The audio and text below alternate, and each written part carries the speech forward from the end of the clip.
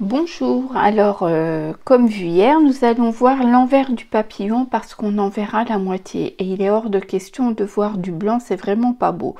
Donc je prends la planche à tampon de chez Action, là. Je coupe un morceau de papier de soie. Alors c'est un morceau de papier de soie qui vient d'une boîte de chaussures pour être franche. Voilà, donc je vais faire mon empreinte de tampon.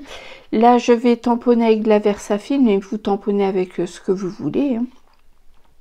Hein. On s'en fiche. Donc, je commence à mettre mon encre et je vais mettre la main en contrefort parce qu'elle est quand même toute branquignole, cette planche à tampon. Mais ça va, on s'y fait une fois qu'on la connaît, on maîtrise. Donc j'attends un petit peu pour être certaine que l'encre soit bue par le papier de soie et voilà. Donc on a une empreinte nickel.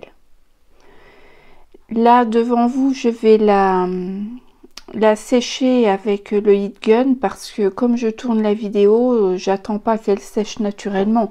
En temps normal, j'attends, hein, je l'imprime, je vais faire autre chose quand je reviens, elle est sèche. Mais là, comme je vais vouloir un petit peu la coloriser, il faut que ce soit sec. Donc, je vais appliquer de la colle pour le papier de soie derrière un fond blanc. Comme ça, je prends de la colle en bâton toute simple, basique. Et j'en mets bien partout et surtout, j'insiste là, le papillon sur les antennes et le bout des ailes parce que c'est très fragile.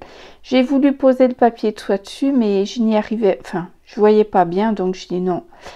N'insiste pas, voilà, c'est pas possible. Je retourne mon papier de soie et je vais simplement, voilà, coller l'empreinte sur le papier de soie. C'est quand même plus simple et on voit ce qu'on fait. Tout à l'heure, je voyais rien du tout. Donc, voilà, on va bien coller. Je replace les antennes correctement.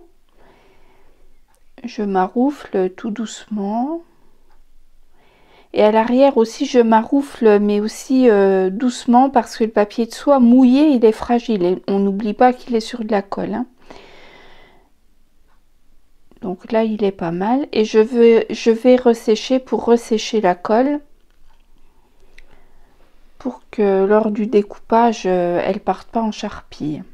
Et ensuite, il faut découper. Donc là, on prend un petit peu de patience. J'ai pas vu que j'étais hors champ, mais peu importe. C'est que un découpage tout bête. Hein. Vous découpez avec ce que vous voulez. Donc là, c'est vrai que c'est une empreinte. Si ça avait été juste un rectangle, ça a été un petit peu plus vite. Mais le papillon, il y a 4 parties fragiles. Donc, on prend le temps de le faire.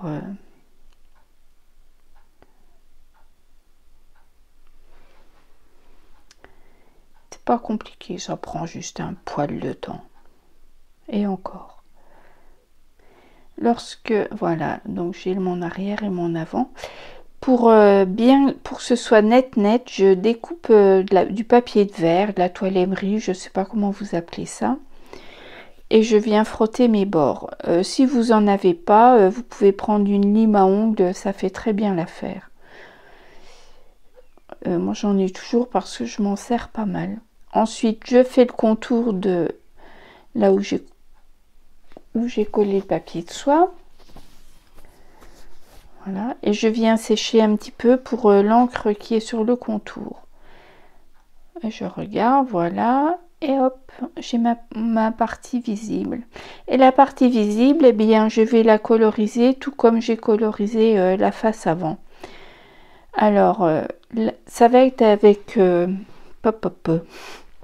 des crayons aquarellables. Et là, il faut faire très attention avec la quantité d'eau que l'on va mettre dessus parce qu'on n'oublie pas que c'est du papier de soie et donc c'est plus fragile que du papier aquarelle. Hein. Bon, c'était peut-être pas la bonne idée et c'était pas l'idée du siècle, mais ça le fait très bien. Il suffit d'être un petit peu attentif à ce qu'on fait et vraiment pas détremper le papier et ça va très bien. Je pense que c'est très bien de l'avoir bien séché auparavant au heat gun. Donc voilà, j'ai posé le crayon, maintenant je viens étaler les pigments. Mais ça, je pense que la colorisation, vous maîtrisez. Donc on va accélérer les choses, voilà, que ça aille un peu plus vite. Et c'est bien, on n'a qu'une moitié à faire puisque l'autre sera collé sur notre support. Je viens avec le crayon pur donner un peu plus d'intensité là où je veux.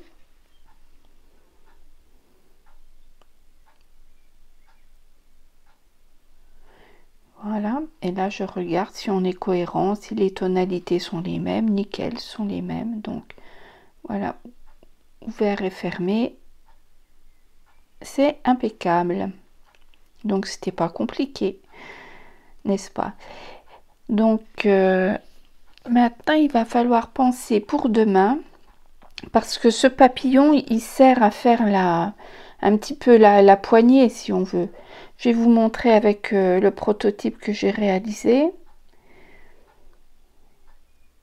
Il faudra juste penser pour demain à une empreinte de tampon à gauche et à droite. Je vais vous montrer pourquoi. Donc il en faudra 2 et que ce soit cohérent avec votre ensemble.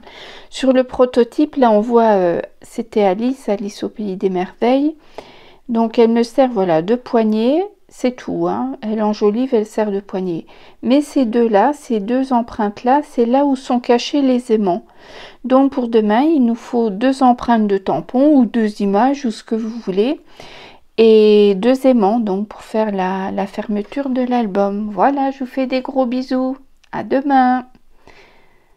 Bye bye. Et puis on pense déjà à coloriser d'avance les tampons.